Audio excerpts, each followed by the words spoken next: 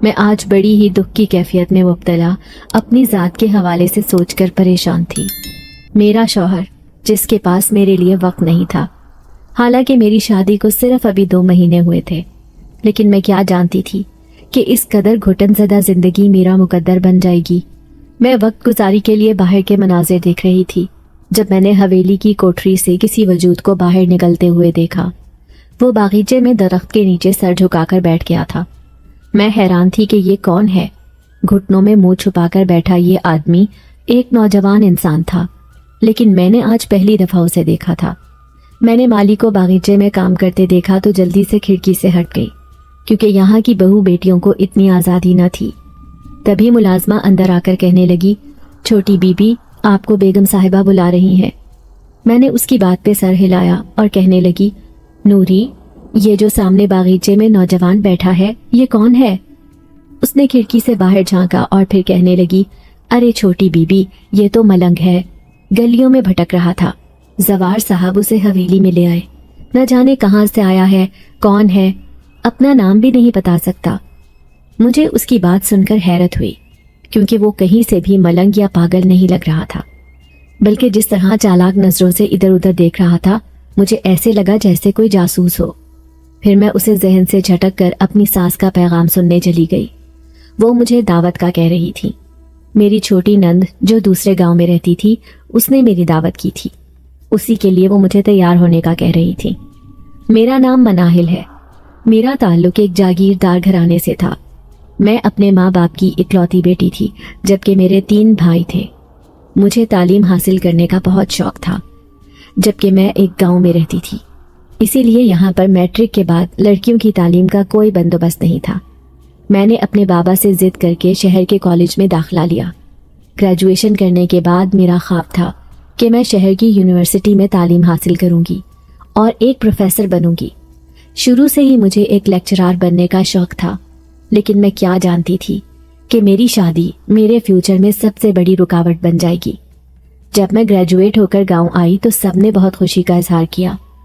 اس دن بابا نے پورے گاؤں میں لنگر تقسیم کیا تھا، لیکن جیسے ہی شام ہوئی تو اچانک میری اماں نے بری خبر سنائی کہ ہم نے تمہارا رشتہ طے کر دیا ہے۔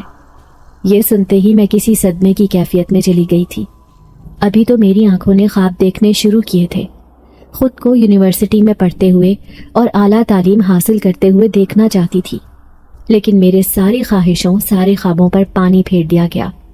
میں بہت روئی تھی، بابا کے سامنے گڑ گڑائی کہ وہ ابھی میری شادی نہ کریں کیونکہ میں یونیورسٹی میں پڑھنا چاہتی ہوں، لیکن انہوں نے میری ایک نہ سنی۔ اور زوار حسین جو دوسرے گاؤں کا رہنے والا ایک وڈیرے کا بیٹا تھا، ان کی گاؤں میں بہت بڑی حویلی تھی، سینکڑوں ایکڑ پر مشتمل ان کی زمینیں پورے گاؤں میں پھیلی ہوئی تھیں۔ اس امیر گھرانے میں میرا رشتہ طے کر دیا گیا۔ پھر صرف 4 مہینے بعد ہی میں رخصت ہو کر اپنے سسرال چلی گئی، لیکن میں دل سے اس شادی پر ذرا بھی خوش نہیں تھی۔ پھر مجھے شادی کی رات ہی اندازہ ہو گیا کہ زوار ایک خود پسند شخص ہے۔ وہ لندن سے اعلیٰ تعلیم حاصل کر کے آیا تھا۔ اب اس نے اپنی ساری زمینوں کی باغ ڈور سنبھال لی تھی، لیکن اس کے پاس میرے لیے ذرا بھی وقت نہیں تھا۔ میں جو ایک شوہر سے توجہ اور محبت کی خواہش رکھتی تھی وہ مجھے کچھ بھی نہ مل سکا۔ میری زندگی ابھی بھی ادھوری تھی۔ میں اس گھٹن زدہ حویلی میں سانس لینے سے بھی گھبراتی، ہر وقت گھر میں بند رہتی، نہ تو کہیں جانے کی اجازت تھی اور نہ ہی کسی کے آنے کی، کیونکہ پوری حویلی پر میری ساس بطول بیگم کا راج تھا۔ انہی کے حکم پر میں اپنے میکے آتی جاتی تھی۔ میں حیران ہوتی تھی کہ آج کل کے دور میں بھی ایسے لوگ بستے ہیں۔ صرف اپنے بابا کی عزت کے لیے میں یہ خون کے گھونٹ پینے پر مجبور تھی۔ ایک ایسی زندگی گزار رہی تھی جو کسی بھی لڑکی کے لیے بہت تکلیف دہ ہوتی ہے۔ مجھے حویلی سے باہر قدم رکھنے کی بھی اجازت نہیں تھی، اور تو اور جب مالی یا ملازم حویلی کے باغیچے میں کام کر رہے ہوتے تو مجھے وہاں جانے کی بھی اجازت نہیں تھی۔ میں بس کھڑکی سے ہی باہر کے منظر دیکھتی رہتی۔ شادی شدہ زندگی کے جو خواب میری آنکھوں نے دیکھے تھے وہ سب دھول ہو گئے تھے، لیکن آج جب میں کھڑکی میں بیٹھی اس ملنگ سے آدمی کو دیکھنے لگی تو مجھے اسے دیکھ کر بڑا عجیب سا احساس ہوا۔ پھر نوری نے مجھے بتایا کہ کوئی ملنگ ہے جسے زوار لے کر آیا ہے۔ مجھے حیرت ہوئی، دکھنے میں وہ کہیں سے بھی کوئی ملنگ یا درویش نہیں لگ رہا تھا۔ پھر اس شام میری ساس نے مجھے بلایا تھا۔ وہ مجھے کہنے لگی، میں چاہتی ہوں کہ جلد ہی تمہاری گود بھر جائے، کیونکہ ہمارے خاندان میں زوار کے بعد کسی بھی بچے نے جنم نہیں لیا۔ اب مجھے اس کے بچے دیکھنے کا شوق ہے۔ مجھے ان کی بات سن کر غصہ آیا۔ یہ سب میرے ہاتھ میں نہیں بلکہ خدا کے ہاتھ میں تھا، پھر وہ مجھے ایسے کیسے کہہ سکتی تھی؟ تبھی انہوں نے ایک تھالی میں موجود کھانا مجھے دیا اور کہنے لگی، میں چاہتی ہوں کہ تم یہ کھانا اپنے ہاتھوں سے اس ملنگ کو دے کر آؤ جو ہماری حویلی میں رہ رہا ہے۔ سنا ہے کہ ملنگوں اور درویشوں کی دعا جلد لگ جاتی ہے، اس لیے میں چاہتی ہوں کہ تمہاری گود جلدی بھر جائے۔ جاؤ اسے کھانا دے آؤ، نوری کے ساتھ چلی جاؤ۔ وہ مجھے کہہ رہی تھی، جبکہ میں کچھ حیران سی تھی، لیکن ساس کی بات سے انکار کرنے کی جرت نہیں تھی، اس لیے خاموشی سے نوری کی ہمراہی میں میں اس کوٹری کی طرف جانے لگی۔ پھر نوری کہنے لگی، چھوٹی بی بی آپ اندر چلی جائیں، میں باہر آپ کا انتظار کرتی ہوں۔ میں کوٹری میں چلی آئی۔ میں نے دیکھا وہ چارپائی پر لیٹا ہوا تھا، بڑے غور سے آسمان کی طرف منہ کیے، لیکن اوپر تو صرف چھت تھی اور کچھ بھی نہیں۔ تبھی میں نے اس کے سامنے کھانا رکھا اور کہنے لگی، کھانا کھا لو۔ ایک دم سے ہی وہ اٹھ کر بیٹھا تھا۔ اس کی حیرت بھری نظریں میرے وجود کے اوپر تھی۔ نہ جانے کیوں مجھے اس کی آنکھوں سے چبھن سی محسوس ہوئی۔ اس نے سر سے پاؤں تک مجھے ایسے دیکھا تھا جیسے کسی لڑکی کو پہلی بار دیکھا ہو۔ مجھے اس کے اوپر بہت غصہ آیا۔ کہیں یہ ملنگ ہونے کا ناٹک تو نہیں کر رہا؟ اس کے بکھرے بال، عجیب و غریب سا حلیہ، کندھے پہ رکھی کالی چادر، مجھے یہ ملنگ نہیں بلکہ ایک ڈھونگی لگ رہا تھا۔ میں جلدی سے باہر آ گئی، میرا سانس پھولا ہوا تھا۔ نوری کہنے لگی، کیا ہوا چھوٹی بی بی، کیا آپ اس سے ڈر گئیں؟ میں جلدی سے کہنے لگی، نہیں ایسی بات نہیں ہے، بس یہ آدمی مجھے عجیب سا لگ رہا ہے۔ تو نوری کہنے لگی، ارے ہاں عجیب ہی ہے، بس سارا دن اپنی کوٹری میں پڑا رہتا ہے، لیکن پوری رات باغیچے میں بیٹھ کر نہ جانے کیا کرتا ہے۔ جب ساری دنیا سو جاتی ہے پھر اس کی صبح ہوتی ہے۔ مالی نے خود اسے اپنی آنکھوں سے دیکھا ہے، رات کے 12 بجے یہ یہاں درختوں کے پاس پھرتا رہتا ہے۔ میں اسے کہنے لگی، لیکن ایسے لوگوں کا حویلی میں رکھنا ٹھیک نہیں ہے۔ تو نوری کہنے لگی، ارے بس زوار صاحب ہی اسے لے کر آئے ہیں۔ اگلے دن زوار 3 دن بعد حویلی میں آئے تھے۔ میں انہیں دیکھ کر خوش ہو گئی۔ آج میں نے نیلے رنگ کا خوبصورت سوٹ پہن رکھا تھا، لیکن ان کے منہ سے تعریف کا ایک لفظ بھی نہ نکلا تھا، حالانکہ میں بار بار اپنے آپ کو آئینے میں دیکھ رہی تھی۔ میں بے تحاشا خوبصورت تھی، جبھی تو ان کی ماں نے مجھے ان کے لیے پسند کیا تھا، کیونکہ زوار ان کا اکلوتا بیٹا تھا۔ میں اس بات پر اداس رہتی کہ جس توجہ کی مستحق میں تھی وہ توجہ مجھے نہیں مل رہی تھی۔ لیکن ایک دن حویلی میں کام کرنے والی نوجوان لڑکی شازیہ نے ایک عجیب انکشاف میرے سامنے کیا تھا۔ وہ کہنے لگی، زوار صاحب تو آپ سے شادی کرنا ہی نہیں چاہتے تھے، وہ گاؤں میں کام کرنے والے ایک مزارے کی بیٹی سے محبت کرنے لگے تھے۔ یہ سن کر مجھ پر قیامت ٹوٹ پڑی تھی۔ میں پھٹی پھٹی نگاہوں سے شازیہ کو دیکھ رہی تھی۔ تو وہ کہنے لگی، چھوٹی بی بی مجھے معاف کر دینا، میں نے آپ کو یہ حقیقت بتائی، لیکن بیگم صاحبہ نے مجھے سختی سے منع کیا تھا کہ آپ کو اس بات سے ناواقف رکھا جائے۔ کیا نام تھا اس لڑکی کا؟ میں بھرائے ہوئے لہجے میں اس سے پوچھنے لگی۔ تو وہ کہنے لگی، اس لڑکی کا نام ہیر تھا، وہ حویلی میں کام کرنے والے ملازم کی بیٹی تھی۔ لیکن جب بیگم صاحبہ کو یہ بات پتہ چلی اور زوار صاحب نے ضد کی کہ اسی سے شادی کریں گے، تو ان کے تن بدن میں آگ لگ گئی۔ راتوں رات نہ جانے کیسے دونوں باپ بیٹی یہ گاؤں چھوڑ کر چلے گئے، لیکن سنا ہے کہ بیگم صاحبہ نے ہی انہیں مجبور کیا تھا۔ پھر بیگم صاحبہ نے زوار صاحب سے کہا کہ وہ ان کے لیے بہت خوبصورت لڑکی بیاہ کر لائیں گی، تبھی تو انہوں نے آپ کا رشتہ مانگا۔ آپ بہت خوبصورت ہیں، آپ پر ہر رنگ اچھا لگتا ہے۔ پھر وہ رات میرے لیے بہت قیامت خیز تھی۔ میں گھٹنوں میں منہ چھپا کر دیر تک روتی رہی، لیکن جیسے ہی روتے روتے سوئی تو اچانک ایسا محسوس ہوا جیسے کوئی میرے سرہانے بیٹھا ہو، کوئی دھیرے دھیرے میرے بالوں میں انگلیاں پھیر رہا تھا۔ یہ احساس بڑا ہی خوبصورت تھا۔ میں سمجھی کہ زوار ہوگا، تبھی میں نے آنکھیں کھول کر سامنے بیٹھے شخص کو دیکھنے کی کوشش کی، لیکن میرے پیروں تلے سے زمین نکل گئی تھی، کیونکہ یہ زوار نہیں بلکہ وہی ملنگ نوجوان آدمی تھا جسے میں کھانا دے کر آئی تھی۔ یہ دیکھتے ہی میں نے ایک چیخ ماری تھی۔ میں کمرے میں اکیلی سوئی پڑی تھی، یہاں پر کوئی بھی نہیں تھا۔ لیکن میرے بال بکھرے ہوئے تھے، حالانکہ میں انہیں باندھ کر سوئی تھی۔ میرا پورا وجود خوف سے تھر تھر کانپ رہا تھا۔ میری چیخ کی آواز سن کر ملازم عورت اور میری ساس میرے کمرے میں آ گئی تھی۔ کیا ہوا مناہل، کیا ڈر گئی ہو؟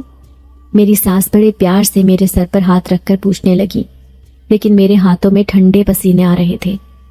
میں نے ابھی ابھی اس ملنگ کو اپنے کمرے میں موجود پایا تھا، جو بڑی شان سے میرے سامنے بیڈ پر بیٹھا تھا۔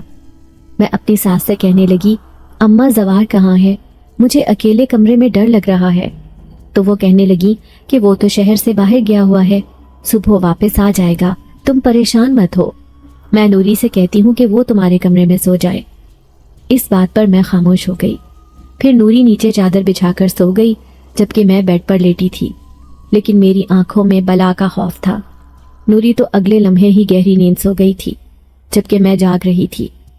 تبھی دھڑکتے دل کے ساتھ میں اٹھی اور میں نے وہی کھڑکی کھول لی جہاں سے اس کوٹری کا منظر صاف دکھائی دیتا تھا، لیکن کوٹری کے دروازے بند پڑے تھے۔ جبکہ میری نظر باغیچے پہ پڑی تو میرا دل اچھل کر حلق میں آ گیا۔ سامنے ہی وہ درخت کے پاس کھڑا تھا، لیکن اس کی سفید آنکھیں دور سے مجھے چمکتی ہوئی نظر آ رہی تھیں۔ وہ مجھے ہی دیکھے جا رہا تھا۔ ایک دم سے ہی میں نے کھڑکی بند کر لی۔ پوری رات میں نہیں سو سکی تھی۔ پھر دوسرے دن میری ساس کہنے لگی، جاؤ بیٹا، یہ کھانا اپنے ہاتھوں سے اس ملنگ کو دے آؤ تاکہ جلد ہی تمہاری گود بھر جائے۔ مجھے اب غصہ آیا تھا، لیکن اپنی ساس کے سامنے بولنے کی ہمت نہ تھی۔ میں انہیں کیسے بتاتی کہ رات کو اسے میں نے اپنے پاس دیکھا تھا۔ میں سہم کر اس کوٹری میں آئی تھی۔ وہ چپ چاپ کونے میں بیٹھا تھا، گھٹنوں میں منہ چھپائے۔ میں نے جلدی سے اس کے سامنے کھانا رکھا اور میں جیسے ہی پلٹنے لگی، اچانک ہی اس نے میرے دوپٹے کا پلو اپنے ہاتھ میں پکڑ لیا۔ مجھے اس کے اوپر بہت غصہ آیا تھا، لیکن اس کی آنکھوں میں نہ جانے ایسا کیا تھا کہ میں ایک لفظ تک نہ کہہ سکی۔ میں کتنی دیر تک ساکت کھڑی رہی، جیسے اس نے مجھ پر کوئی سحر سا طاری کر دیا تھا۔ اچانک ہی میرے جسم کو زوردار جھٹکا لگا اور میں وہاں سے بھاگ کر اپنے کمرے میں آ گئی۔ پھر زوار بھی شہر سے لوٹ آیا تھا، لیکن مجھے سمجھ آ گیا تھا کہ وہ مجھ سے دور دور کیوں رہتا ہے۔ اس کی وجہ یہ تھی کہ وہ تو مجھ سے شادی کرنا ہی نہیں چاہتا تھا۔ اس کے ماں باپ نے زبردستی اس کی شادی مجھ سے کروائی تھی۔ اب میں اپنی زندگی میں بہت تنہا تھی۔ جب ایک دن زوار کہنے لگا، میں 1 سال کے لیے دبئی جا رہا ہوں کیونکہ وہاں پر ایک نیا پروجیکٹ شروع کرنے والا ہوں۔ اس نے مجھے بتانے کی زحمت بھی نہیں کی، بلکہ وہ اپنی ماں کو بتا رہا تھا۔ پھر اس کی ماں کہنے لگی، اپنی بیوی کو بھی ساتھ لے جاؤ، اچھا ہے یہ بھی دبئی گھوم پھر کر آ جائے گی۔ لیکن زوار نے صاف انکار کر دیا اور کہنے لگا کہ میں اپنے کاروبار کے سلسلے میں جا رہا ہوں۔ وہاں ایک سیمینار ہے جہاں پر بہت سے لوگ مختلف ملکوں سے آ رہے ہیں، یہ وہاں جا کر کیا کریں گی؟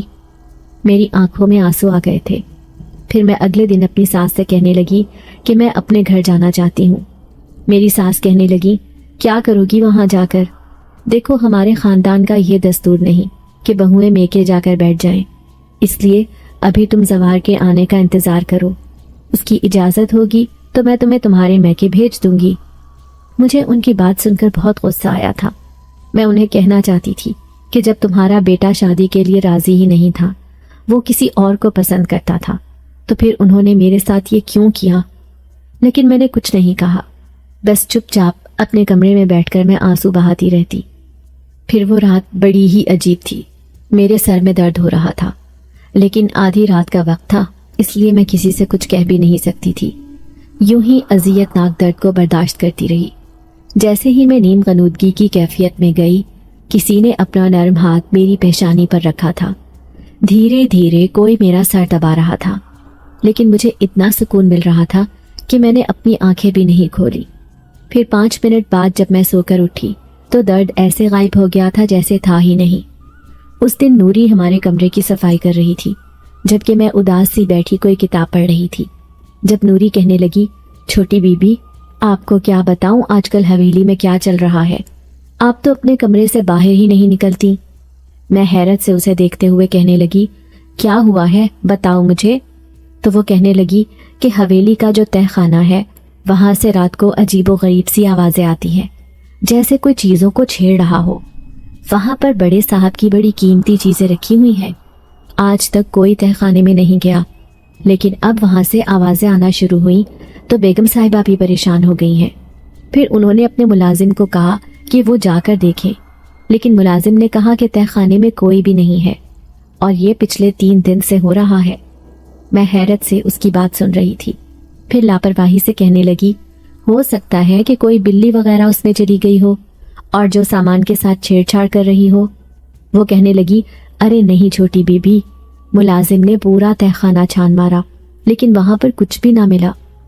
مجھے ویسے تو ان باتوں میں کوئی دلچسپی نہیں تھی، لیکن پھر بھی میں نوری سے پوچھنے لگی کہ آخر وہاں پر ایسا کیا رکھا ہے جو تمہارے صاحب کو اتنی پریشانی ہو گئی۔ وہ کہنے لگی کہ بس یہی سنا ہے کہ وہاں پر کوئی قیمتی چیز رکھی ہے، اسی کی حفاظت کے خیال سے وہاں پر کسی کو جانے بھی نہیں دیتے۔ نوری تو مجھے یہ بتا کر چلی گئی، لیکن میں رات والی بات سوچ رہی تھی کہ آخر میرے پاس کون تھا۔ مجھے کس چیز کا احساس ہو رہا تھا، جیسے کوئی میرا سر دبا رہا ہو، اور یہ احساس بہت خوبصورت تھا۔ میں اکثر ہی اب اپنے کمرے میں رہنے لگی تھی۔ جب سے زوار دبئی گیا تھا میرا دل چاہتا تھا کہ میں اپنے گھر چلی جاؤں۔ اس دن بھی میں اداس تھی، کھڑکی میں بیٹھی تھی۔ مغرب کا وقت ہو رہا تھا جب میری نظر اسی ملنگ پر پڑی۔ وہ وہاں درخت کے نیچے بیٹھا مسلسل مجھے دیکھے جا رہا تھا۔ میں اس کی نظروں سے گھبرا کر کھڑکی سے ہٹ گئی۔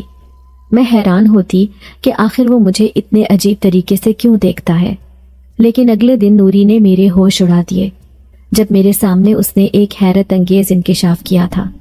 میں اپنے بال بنا رہی تھی، نوری میرے کمرے کی صفائی کر رہی تھی۔ جب میں اسے کہنے لگی کہ آخر اس ملنگ کو اس حویلی سے باہر کیوں نہیں بھگا دیتے، اس نے عجیب پریشان کر رکھا ہے، نوری حیرت سے کہنے لگی، چھوٹی بی بی وہ تو کب سے چلا گیا ہے، اسے گئے ہوئے پورا ہفتہ ہو گیا ہے۔ میں ایک جھٹکے سے پلٹ کر نوری کو دیکھنے لگی۔ مجھے ایسے لگ رہا تھا جیسے وہ کوئی مجھ سے مذاق کر رہی ہے۔ میں اسے کہنے لگی، پاگل ہو گئی ہو کیا تم؟ میں نے کل بھی اسے اسی درخت کے نیچے بیٹھے ہوئے دیکھا تھا۔ یہ سن کر وہ ہنسی اور کہنے لگی، آپ کو وہم ہوا ہوگا، لیکن جب سے وہ تہہ خانے والی بات ہوئی تھی بڑے صاحب نے اسے حویلی سے جانے کے لیے کہہ دیا تھا، لیکن وہ گیا ہی نہیں۔ لیکن اگلی رات اس کی کوٹری خالی تھی۔ سب یہی سمجھے کہ وہ چلا گیا ہے، اور اب وہ نہیں ہے۔ اگر آپ کو یقین نہیں آتا تو آپ میرے ساتھ چلیں۔ اب میں کانپتے وجود کے ساتھ چھپ کر نوری کے ساتھ اسی کوٹری کی طرف جا رہی تھی۔ اپنی ساس کو پتہ نہ چلے اس لیے میں حویلی کے پچھلے حصے سے اس طرف گئی تھی، لیکن جیسے ہی میں نے وہ کوٹری کھول کر دیکھی، سچ میں ہی وہاں کسی ملنگ کا نام و نشان بھی نہیں تھا۔ اب میں دونوں ہاتھوں میں سر تھامے بیٹھی تھی۔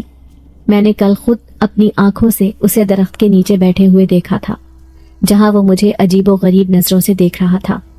میں بہت زیادہ ڈرنے لگی، لیکن میں نے اپنے اس خوف کا ذکر کسی کے سامنے نہیں کیا تھا۔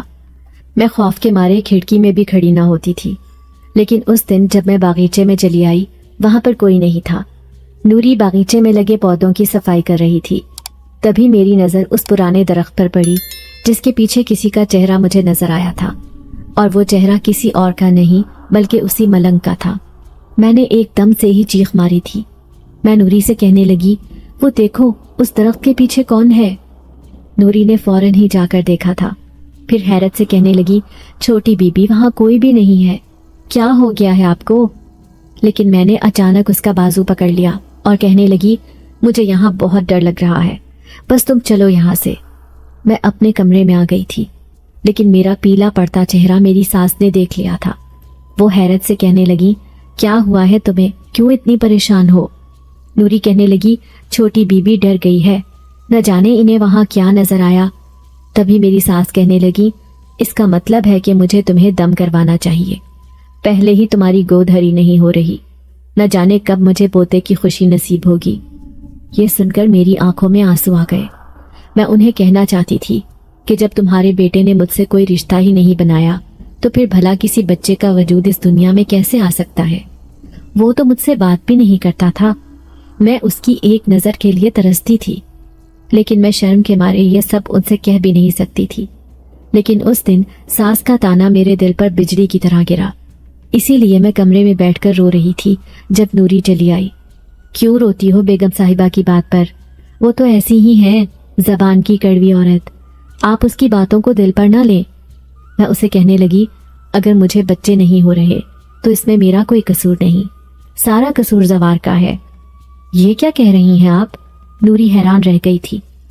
फिर कहने लगी, मुझे अपनी सहेली समझे छोटी बीबी, मुझे बताएं कि आखिर क्या बात है। मैं उसे ही अपना हमदर्द समझती थी, इसीलिए मैं कहने लगी, बस मैं तुम्हें क्या बताऊं, तुम्हारे साहब ने मुझसे कोई रिश्ता बनाया ही नहीं। तुम समझ सकती हो कि कैसा रिश्ता। वो रिश्ता अगर मियाँ बीवी के दरमियान हो तो उनके बच्चे जन्म लेते हैं, लेकिन हमारे दरमियान ऐसा कोई रिश्ता नहीं। और तो और, जब से वो दुबई गए हैं उन्होंने एक दफ़ा भी मुझसे बात नहीं की है। ये सुनकर नूरी की आंखें हैरत से फटी की फटी रह गईं। वो कहने लगी, तो आप ये बात बेगम साहिबा को क्यों नहीं बताती? मैं कहने लगी, क्या बताऊं, शर्म आती है मुझे बताते हुए। मैं उन्हें ये बताऊं कि तुम्हारे बेटे ने मेरा वजूद धुतकार दिया है। अगर इस बात पर उन्होंने मुझे वापस मेरे मेके भेज दिया तो मैं किसी को मुंह दिखाने के काबिल नहीं रहूंगी। मैं हर तरफ से बेबस थी। नूरी मुझे तसल्ली देते हुए कहने लगी, बस आप फिक्र ना करें, मैं ऐसा हल निकालूंगी कि जवार साहब खुद ही आपकी तरफ मुतवज्जे हो जाएंगे। मैं उसकी बातों पर हैरान थी। गो कि मुझे इतनी कोई उम्मीद नहीं थी, लेकिन अब मैंने खामोशी इख्तियार कर ली थी। अगले ही दिन मैं हैरान रह गई जब मुझे मेरी सास ने अपने कमरे में बुलवाया, लेकिन जैसे ही मैं नीचे गई सामने एक मौलवी टाइप जैसे बंदे को बैठा देखकर मैं हैरान रह गई थी। फिर सास कहने लगी, ये मेरी बहू है, नई नवेली दुल्हन है, लेकिन अक्सर ही रातों को डर जाती है। इसे कुछ ऐसा नजर आता है जो कोई गैर मामूली होता है। आप देखें कि इसके साथ क्या मसला है। उस आदमी ने मुझे सर से पांव तक देखा और कहने लगा, इस पर तो किसी जिन्नात की नजर लगती है। ये सुनकर मैं हैरान रह गई थी। मुझे उस पर बहुत गुस्सा आया जो सब झूठ कह रहा था। फिर मेरी सास परेशान होकर कहने लगी, इसका मतलब है कि वो जिन्नात ही है जो उसके बच्चे नहीं होने दे रहा। मैं भी कहूँ कि 3 महीने हो गए शादी को, अभी तक ये माँ क्यों नहीं बन सकी। मुझे उन दोनों पर बहुत गुस्सा आ रहा था। दिल तो चाह रहा था कि यहाँ से उठकर चली जाऊं, लेकिन मारे मुरव्वत के मैं वहीं बैठी रही। फिर मौलवी साहब कहने लगा, मैं हर रोज आऊंगा और तुम्हारी बहू को दम करूंगा, उसके बाद ही उस जिन्नात का असर उस पर खत्म होगा। ये कहकर वो चलता बना। मेरी सास ने उसे कई हजारों नोट दिए थे। मैं समझ गई कि ये एक लालची इंसान है जो पैसों की वजह से मेरे बारे में सब झूठ कह रहा है। फिर मेरी सास कहने लगी, मैंने देखा है कि अक्सर तुम मगरिब के वक्त बागीचे में टहलने जाती हो। अब तुम मगरिब के बाद अपने कमरे से बाहर नहीं निकलोगी। उन्होंने मजीद मुझ पर पाबंदियां लगा दी थी। मैं कमरे में आकर सोचने लगी कि आखिर मैं इतनी मजबूर क्यों हूँ। मैं क्यों उनकी नाजायज बातों को मान रही हूँ। मैं एक पढ़ी लिखी लड़की हूँ, मुझे अपने हक के लिए बोलना चाहिए। अब मैं हर वक्त परेशानी और टेंशन में रहने लगी थी। ऐसे लग रहा था जैसे मैं डिप्रेशन की मरीज बन जाऊंगी। लेकिन अगले दिन नूरी मेरे पास आई, कहने लगी, मैंने आपकी परेशानियों का हल निकाल लिया है। हमारी कच्ची बस्ती में लाल पहाड़ी पर एक दरवेश बैठता है। उसके पास बहुत सी औरतें जाती हैं अपने घर के मसले लेकर। आप मेरे साथ चलो, बेगम साहिबा से छुपकर। मुझे यकीन है कि वो जरूर आपके लिए कोई ऐसा अमल करेगा जिससे जवार साहब का भी आपकी तरफ दिल माइल हो जाएगा। उसकी बात सुनकर मैं गुस्से से कहने लगी, मुझे ऐसी बातों पर कोई यकीन नहीं, मैं हरगिज़ तुम्हारे साथ कहीं नहीं जाऊंगी। वो कहने लगी, आप एक बार चल कर देखें, आपको खुद यकीन हो जाएगा। लेकिन मैंने उसके साथ जाने से साफ इनकार कर दिया। दूसरे दिन मौलवी आया तो मेरी सास कमरे में नहीं थी। मैं गुस्से से मौलवी से कहने लगी, मुझे सब पता है कि आपने ये झूठ कहा है कि मुझ पर किसी जिन्नात का असर है। आप लोग पैसों के लिए कुछ भी कह देते हैं।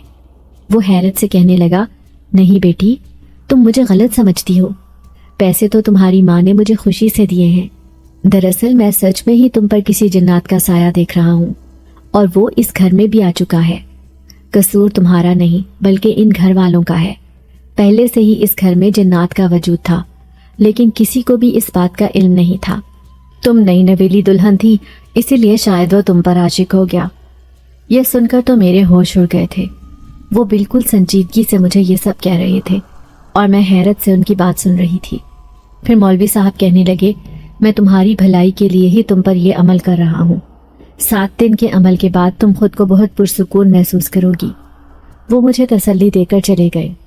उस रात मैं अजीब सी बेचैनी महसूस कर रही थी, लेकिन जैसे ही रात के 12 बजे अचानक मेरी आंख खुल गई। मुझे कमरे में शदीद घुटन का एहसास हुआ था। मैं जैसे ही उठकर बैठी तो मेरे मुंह से चीख निकली थी, क्योंकि मैंने कमरे के दरवाजे पर बैठे हुए उसी मलंग को देख लिया था जो सर झुकाए बैठा था। जैसे ही मेरी नज़र उस पर पड़ी, अचानक उसने अपना चेहरा ऊपर किया था। वो कमरे में कैसे आया? उसे देखकर खौफ से मैं थर थर कांपने लगी। मैं किसी को मदद के लिए बुलाना चाहती थी, लेकिन मेरे मुंह से आवाज़ ही ना निकली। फिर मैं उसे कहने लगी, तुम कौन हो? यहाँ कैसे आए? तभी उसके चेहरे पर बड़ी अजीब सी मुस्कुराहट आई। अचानक ही उसकी आंखें खौफनाक हो गई थीं। फिर वो कहने लगा, तुमने ही मुझे यहाँ आने पर मजबूर किया है, वरना मैं तो ये हवेली छोड़कर चला गया था, क्योंकि मेरा मकसद पूरा हो गया था। लेकिन अब मैंने सोच लिया है कि तुम्हें भी अपने साथ लेकर जाऊंगा अपनी दुनिया में, क्योंकि मुझे एक पल का सुकून नहीं। जब से तुम्हें देखा है मैं तुम पर आशिक हो गया था, लेकिन उस मौलवी को मना करो कि वो तुम्हें मुझसे दूर ना करे। मैं हैरत से आंखें फाड़े उसे देख रही थी। मुझे ऐसे लग रहा था जैसे मैं कोई ख्वाब देख रही हूँ। मैं यहाँ से भाग जाना चाहती थी, लेकिन दरवाजे में तो वो बैठा था। मैं भला कैसे यहाँ से भाग कर जा सकती थी? फिर मैं बुरी तरह से सिसकने लगी।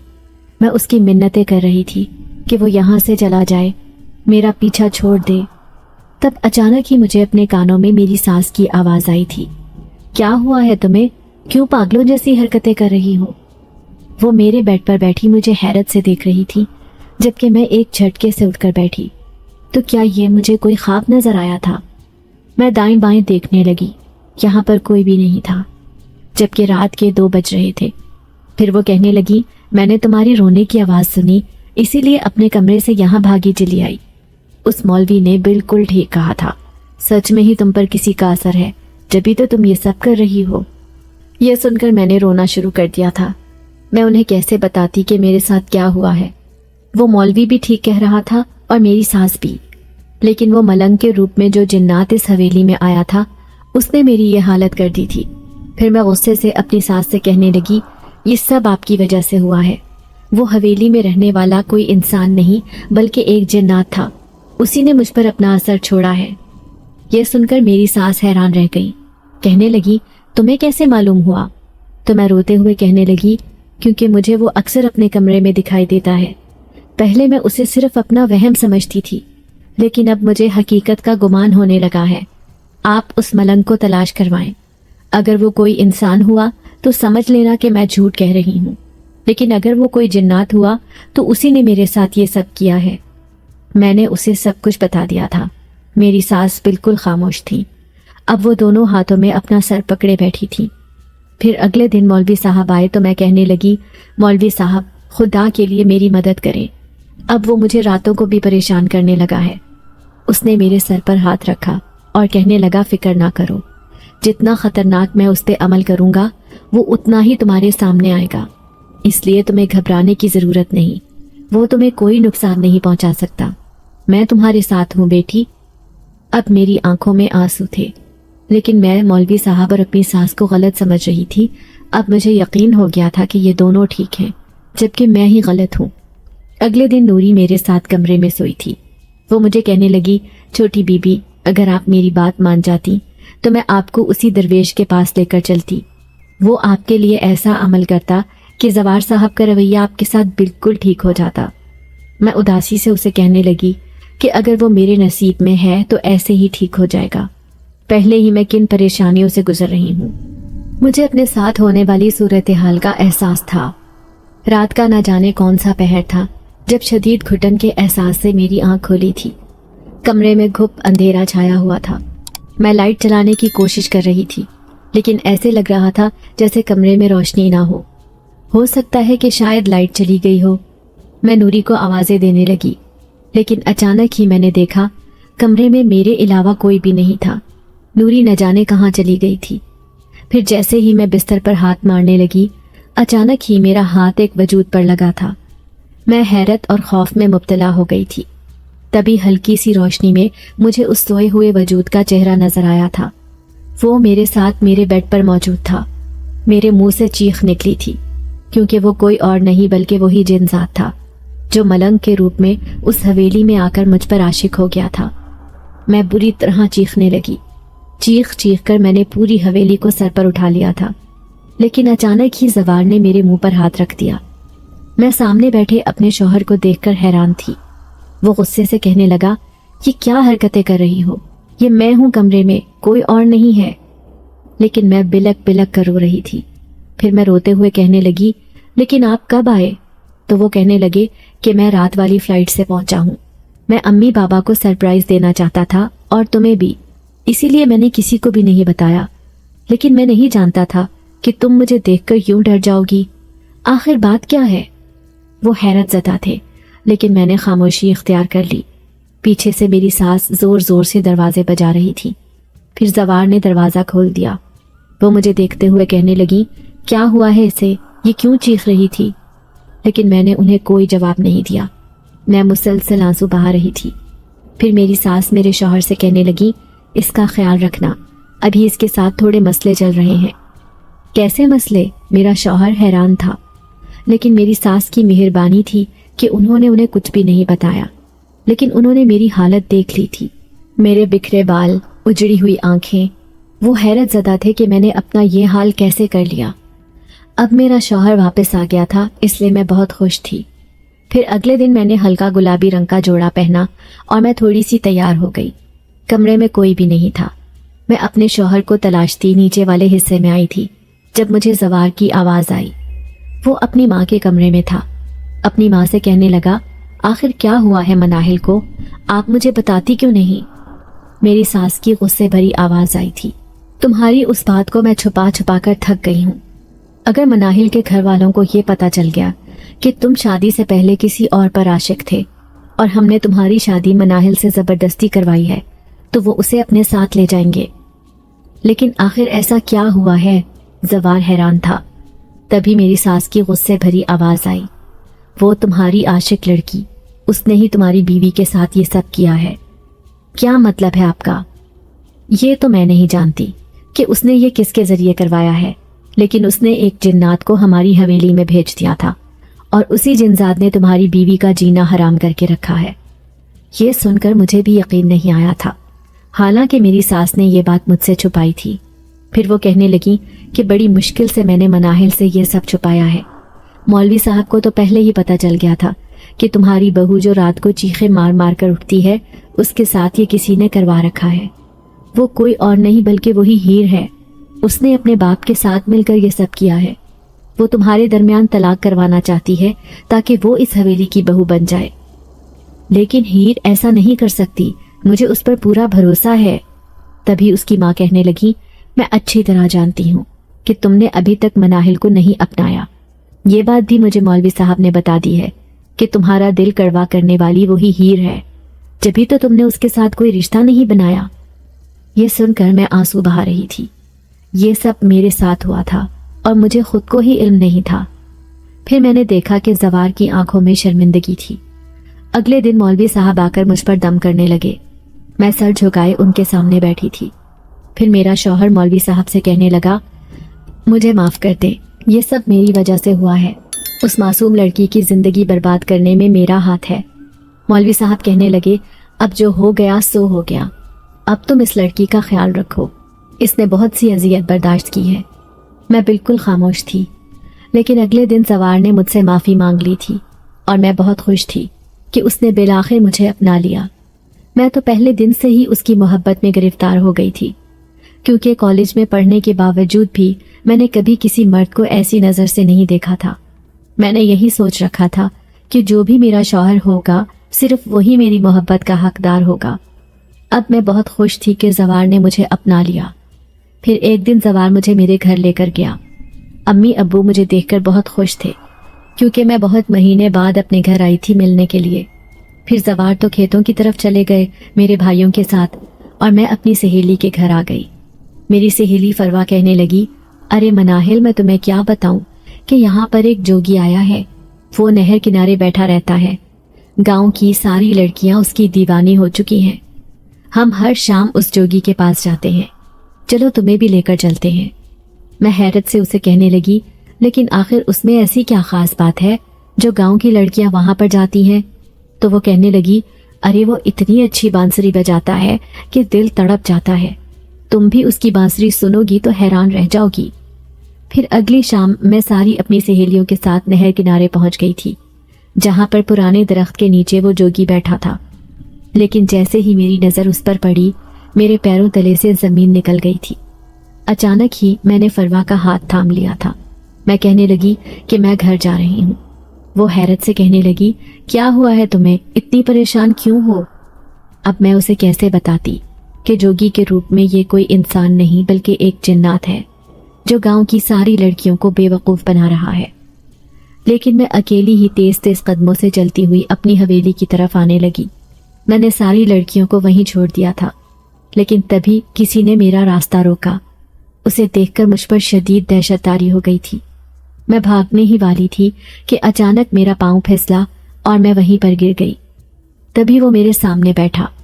اس کی چمکدار خوفناک آنکھوں کو دیکھ کر مجھے بہت ڈر لگ رہا تھا۔ پھر وہ مجھے دیکھتے ہوئے کہنے لگا، تمہاری خاطر میں یہاں تک پہنچ گیا اور تم مجھ سے بھاگ رہی ہو؟ خدا کے لیے میرا پیچھا چھوڑ دو۔ میں نے اس کے سامنے ہاتھ جوڑ دیے تھے۔ تبھی وہ کہنے لگا، میں ایک جنات کا سردار ہوں، اپنی دنیا میں بڑی خوشی خوشی زندگی گزار رہا تھا۔ تبھی ایک لڑکی نے خطرناک عمل کر کے مجھے اس انسانوں کی دنیا میں بلایا۔ میں فوراً ہی اس لڑکی کے بلانے پر اس کے سامنے پہنچ گیا۔ پھر وہ کہنے لگی کہ تم نے اس لڑکی کو پریشان کرنا ہے، اس کے بعد ہمیشہ کے لیے میں تمہاری بن جاؤں گی۔ تبھی میں نے اس کے کہنے پر عمل کیا اور میں بہانے سے اس حویلی میں پہنچ گیا۔ لیکن جیسے ہی میں نے اس لڑکی کو دیکھا، وہ کوئی اور نہیں بلکہ تم تھی۔ تمہاری خوبصورتی اور معصومیت کو دیکھ کر میں تم پر عاشق ہو گیا تھا۔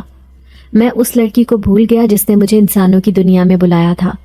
دن رات میں پاگلوں کی طرح تمہیں دیکھتا رہا، تمہیں اپنی طرف متوجہ کرتا رہا۔ لیکن جیسے ہی لوگوں کو معلوم ہو گیا کہ میں وہ نہیں جو لوگ مجھے سمجھتے ہیں، آدم زادی کے لیے میں اپنی دنیا سے بھاگ کر یہاں آیا۔ لیکن میں نہیں جانتا تھا کہ اس کی وجہ سے میں اس دنیا میں ایک جوگی بن کر زندگی گزاروں گا۔ اب میں حویلی میں قدم بھی نہیں رکھ سکتا۔ مولوی نے اتنا سخت عمل کیا ہے کہ اگر میں اس حویلی میں واپس گیا تو کبھی بھی انسانی روپ اختیار نہیں کر سکوں گا۔ میں روتے ہوئے کہنے لگی، لیکن میں نے تمہارا کیا بگاڑا ہے؟ تم میرے پیچھے کیوں پڑے ہو؟ تبھی وہ کہنے لگا، جس طرح تم مجھے کھانا دینے آتی تھی، میں چاہتا ہوں کہ تم مجھے ایسے ہی کھانا دینے آؤ اپنے ہاتھوں سے، کیونکہ مجھے تمہاری وہ عادت بہت اچھی لگتی تھی۔ پھر تم نے آنا چھوڑ دیا اور میں بالکل ہی پاگل ہو گیا۔ تبھی تو میں نے ایک دن وہ حویلی چھوڑ دی تھی۔ میں نے اس کے سامنے ہاتھ جوڑ دیے اور کہنے لگی، چلے جاؤ وہاں جہاں سے تم آئے ہو، میرا پیچھا چھوڑ دو۔ اب وہ بالکل خاموش تھا، پھر ایک دم سے ہی میرے سامنے سے غائب ہو گیا۔ میں ایک دم سے ہی زمین سے اٹھی اور پاگلوں کی طرح اپنی حویلی چلی گئی۔ پھر میں اپنے شوہر سے کہنے لگی، مجھے ابھی اور اسی وقت گھر جانا ہے۔ سارے گھر والے حیران تھے، کہنے لگے، شام کو دعوت ہے، تم ابھی کیوں جا رہی ہو؟ لیکن میں اس گاؤں میں نہیں رکنا چاہتی تھی۔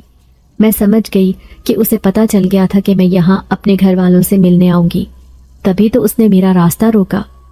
پھر زوار مجھے لے کر حویلی میں آ گیا تھا۔ ابھی بھی میں رات کو اکیلی ہوتی تو مجھے اپنے کانوں میں اسی کی آوازیں سنائی دیتی ہیں، لیکن اب وہ کبھی بھی اس حویلی میں نہیں آ سکتا تھا۔ میں اپنے شوہر کے ساتھ ایک خوشگوار زندگی گزار رہی تھی۔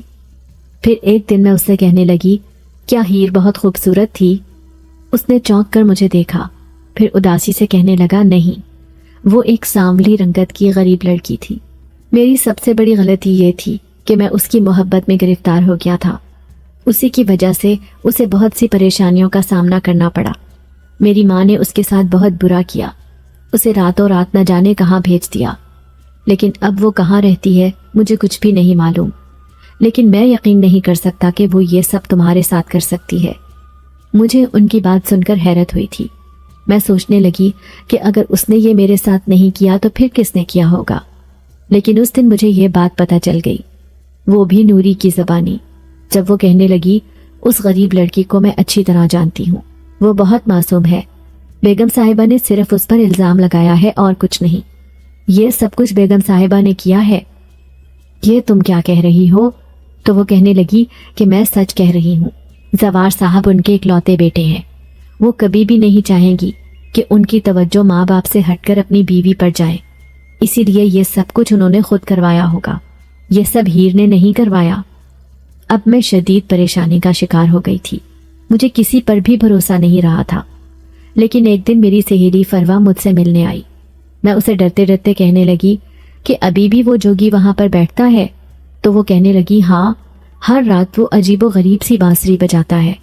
सब गांव वाले उसे तलाश करते हैं कि ये आवाज़ कहाँ से आ रही है, लेकिन कहने वाले कहते हैं कि ये आवाज़ कब्रिस्तान से आती है, क्योंकि सुना है कि वहाँ पुराने बरगद के दरख्त पर एक जिन्नात का बसेरा हो गया है।